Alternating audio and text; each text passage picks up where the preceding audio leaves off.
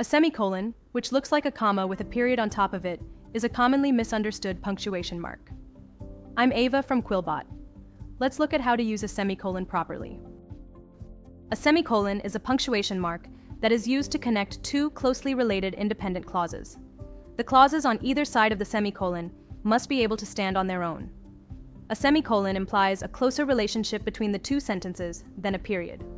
For example, think of the sentences, I have a big test tomorrow, and I need to study tonight. These are two full sentences, and they're closely related. Instead of using a period, you can join them with a semicolon. This semicolon implies a stronger connection between them. Semicolons can also be used before a conjunctive adverb like moreover or however. These words make the connection between the two clauses more explicit. Take the example, Luca loves coffee. However, his sister prefers tea. The semicolon and conjunctive adverb help intensify the contrast between Luca and his sister's preferences. Finally, semicolons are also used to separate list items if the items themselves contain commas or dashes. This use makes it easier to identify the separate list items.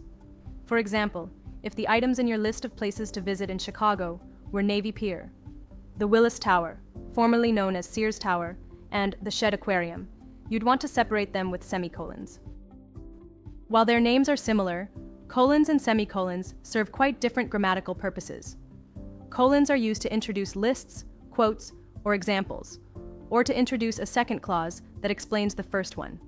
For example, in The Prime Minister visited 3 countries on his trip, Croatia, Serbia, and Hungary.